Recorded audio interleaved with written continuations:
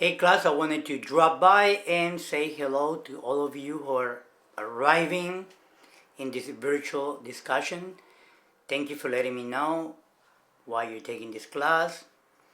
What's your favorite Mexican holiday? I know El Dia de los Muertos, the Day of the Dead, is coming up, and that's actually one of my expertise. We're gonna try to cover as much as we can about El Dia de los Muertos, and hopefully next week I'll do a small shot or post something that relates to El Dia de los Muertos. In the discussion, I noticed that I've been asking a lot of you about the labels. I don't want you to tell me, yes, I know about the labels. I want you to tell me that you really know how to use these labels because they are going to be on your exam. Labels are very complex. For example, if I get into the Latino, it's a whole history behind it. I can actually spend a whole semester teaching about how that label really evolved. And so the term Latino, for example, we can go back in time in colonial times and we can embed that within the casta system because at that time you had the criollos, not creoles, criollos. That was the name of the new Spaniards born in the Americas. So a lot of these guys could trace back the roots to the Latin European nations, which there are 5 of them.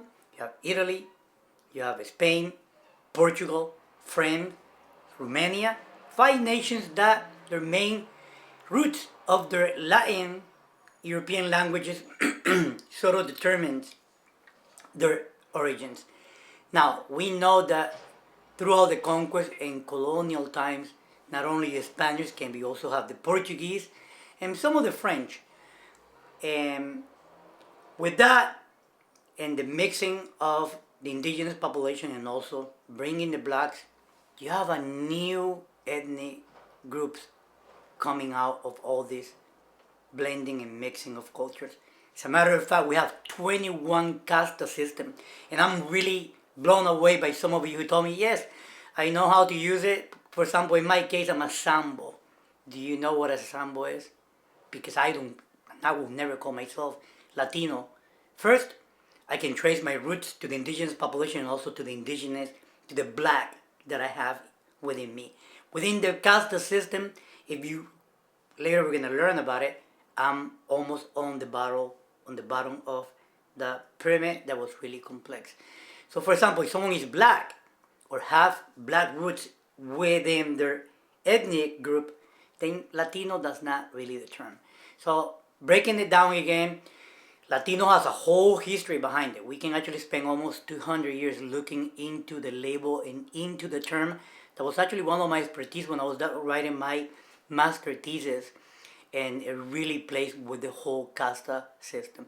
So the criollos were looking into the roots. We have the idea of a guy by the name of Jose Vasconcelos, who happens to be the first guy who writes about Mexicanos and Latinos being the cosmic race. I like to call it the cosmic tortillas. We are a blending of so many cultures. And he said that we should capitalize on the fact that we have all these traits that benefits our rich culture. Latino, sadly, when you have all these criollos looking for an identity, they realize that we don't want to include blacks in it. They did give credit to the indigenous population. So they decided to be proud that they are from the Americas, but the roots are from those Roman language European nations. So they blended with their Latin roots and the Americas in one. Indigenous were given credit, but blacks were not. And that is why some people do not like the label, because the label, bottom line, is racist. Hispanic, God, it really excludes both. Excludes indigenous and also exclude blacks. It was arbitrary, given by the U.S. to group all of us speaking Spanish people in the U.S. under one label, under one banner. It's being used in the census. I'm not Hispanic. I don't like the label Hispanic. I cannot trace any of my families to Spain, so therefore I'm not Hispanic. Then we have the X, which you're learning about. We're gonna get into the bottom of all these labels, but they are super important. Then we have Chicanos that came out of the civil rights movement, where brown is beautiful.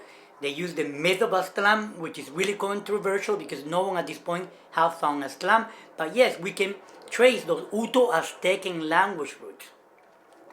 Migration from South America and from North America into the Valley of Mexico and back and forth has something that we can really trace it back. As a matter of fact, El Día de los Muertos, some of those origins we can trace it to the Purépechas. Check it out. Purépechas are known to be some remnants of language from the Quechua people of Peru. So look at that migration from south into the Valley of Mexico. Then we have Teotihuacanos who influenced not only the Mayans, but went all the way up to northern Arizona. So these indigenous people were flowing in our continent back and forth, which is a new term that is coming out of the Latin American or Latinx people, and it's called the Abya Yala, which is native indigenous people really walked to this land back and forth, and immigration or migration was something that they did from the get-go. That's all from me now. I'm really passionate about these labels because I think they tend to divide and people do not know how to use it, but it's really important to empower yourself with these labels. Have a good day. Actually, have a good weekend. And I'm looking forward to read the rest of your discussion. That's all for now. Bye.